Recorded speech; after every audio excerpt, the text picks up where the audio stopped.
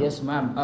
Hopefully, by the second week of April, that would be the last po na printing. Dahil nga po, actually, yung printing po, gaya po na nasabi ko kanina, madali po yun. Kahit po kalagitnaan ng halalan kung kailangan kaya namin mag-imprenta, but yung two problems, kailangan ma-verify po yung balot idadaan sa makina. Pangalawa, dapat i-deploy. So kaya nga po ang target po namin by April 14. In fact, yung April 14 po na yun, yung po yung NCR. Yung pong mga nauna na nabanggit ko, BARM, Caraga, 12, 11, by that time po, lumalakad na yon. Papunta na po yun doon sa kanilang de-deployan. And by the way po, dun sa nagagalit sa amin, na minsan yung sa balota, ganyan-ganyan, ang balota po ay hindi nahawakan ni COMELEC. Pag lumabas po sa amin sa NPO yan, hindi na po namin nahawakan yan. Bakit? Sa batas po natin, ang may custody po ng balota ay ang treasurer.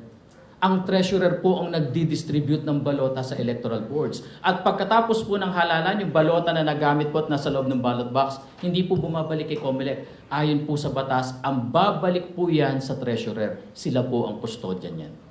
Follow-up question lang po, what specific actions is the COMELEC taking to ensure that this will be completed on time despite of the delays? Opo. Yung una po, 2 printers yung ginagamit namin, magiging 6 na po sila.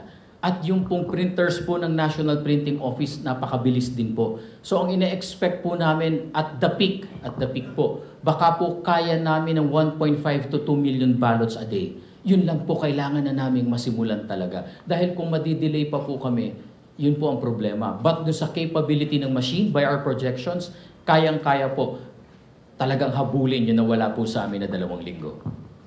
Last na lang po, yung regarding sa barangay term setting bill, in your opinion, do you think this will push through this December 2025, whether regardless mapasa yung batas or hindi po?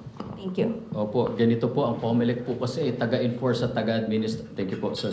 Taga-administer lang po kami ng batas. Yung mga ganyan po kasi political question po yan at wala pong poder ang COMELEC na sumali dyan. Ito po ang malinaw. Supreme Court po ang nagsabi doon sa Makalintal versus COMELEC na dapat mag-hold kami ng barangay na SK election sa December 2025 hanggat hindi po nababago ang utos ng Supreme Court. Hanggat wala pong naipapasang batas na mag-uutos, whether rescheduling, whether postponement, or yung ito pong bago ngayon, resetting or setting the terms of the barangay and SK officials na magre-resulta rin sa resetting ng elections. Basta po walang bagong batas, walang bagong pag-uutos ng Supreme Court, tuloy po kami sa paghahanda. And in fact, constituted na po ang aming Project Management Office sa 2025 BSKE. Bakit po kailangan na namin gawin ngayon? Can you imagine po, kailan matatapos po ang eleksyon ng May 12, ang election period June 30. December po, first Monday po yun kung di ako nagkakamali, eleksyon na tayo, walang 5 buwan. Kung hindi po kami magsisimula ngayon, hindi po namin naabutin yan. Alam niyo po ang pagkakaiba lang ng barangay at SK elections sa national and local elections? Makina lang po, ma'am.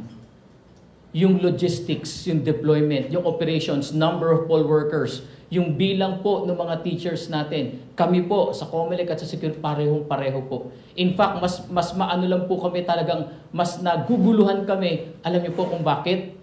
Yung dati pong nako-compress namin na 800 sa isang cluster precincts, hindi po namin magagawa yon dahil meron po mga barangay na 200 lang talaga. Dumadami po yung mga established precincts talaga. Kaya po mas malaki ang logistical at operational preparations namin for BSKE, save for the automated elections.